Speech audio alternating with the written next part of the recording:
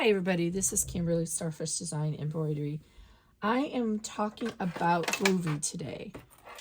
Now there'll be a different similar to pattern video tutorial for Groovy. Groovy just has additional applique steps than the one you're going to see the tutorial for Bernie.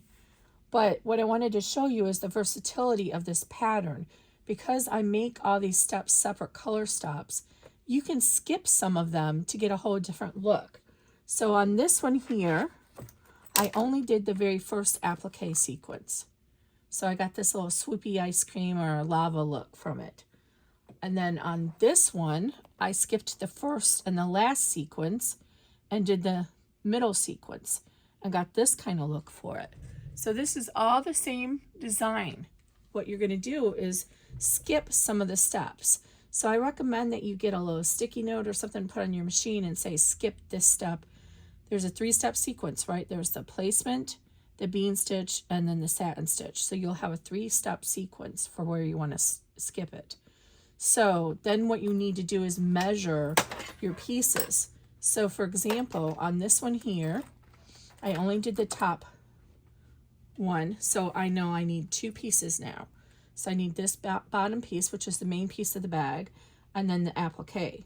So what you want to do is you want to line up your ruler with that halfway mark and then go about a 1/2 inch to 1 inch for the applique beyond the lowest part of the applique. So I stitched this out onto just tearaway stabilizer, so it's my template.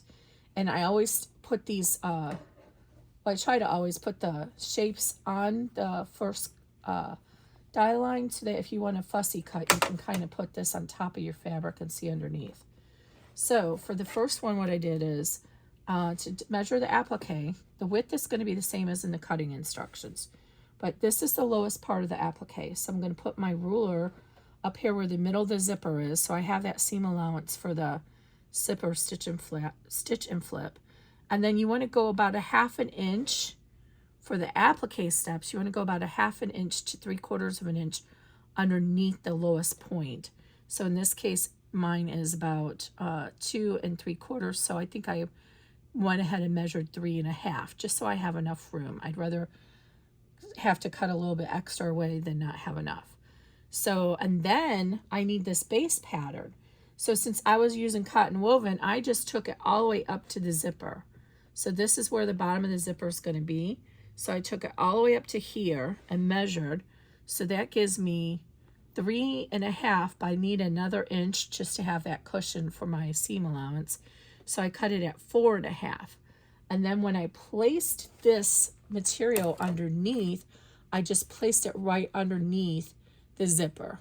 And I left it in. I didn't trim this extra out since I'm using cloth. If you were using vinyl, you could trim the extra out, but I don't think it's that important on this size bag. Or I mean on this style. Okay, so then on this one, I only did the 3rd applique. So what I needed to measure then, so we're going to skip this one and this one. So then what I need to measure is the longest point from the zipper down to this swoop. So again, I'm going to put my ruler at the middle zipper line, and here's the lowest part of the swoop, and there's going to be another material underneath that, so I don't need to go all the way down here. That ended up being 4 inches. So again, I'm going to add a little bit extra, like it was 4 inches, so I made it 4 1/2 inches just to add a little bit of extra leeway there. So same with 4 1/2 inches for this pattern, this piece. Now we need to measure for this piece. And this way we want to go the highest end of it, which is right here. So we want to measure, give yourself about a 1/2 inch. It's easier to trim the applique when you do that. And now this piece, we need to add in the seam allowance for the bag.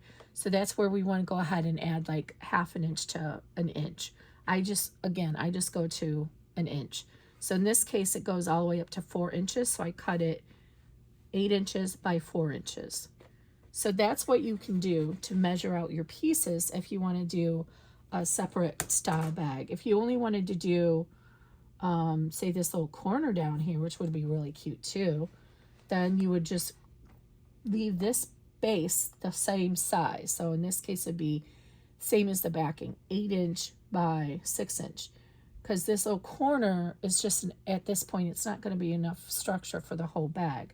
So you need this to be the full width, and then you just put this little corner here as an applique. So all this would be solid, and you'd have that little corner.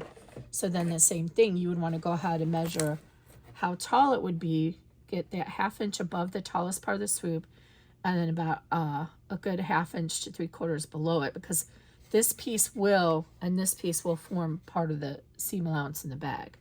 So in my case, I'm going to go ahead and go to basically 2 3/4 height, and then you want to measure your width, and you want to come across over here at least a 1/2 inch. So we're going to do 3/4 inch because of the seam allowance, and then over here you need enough room to trim. So I'm going to go with let's see, about 4.5. So I'd make it 4.5 by 2 3/4.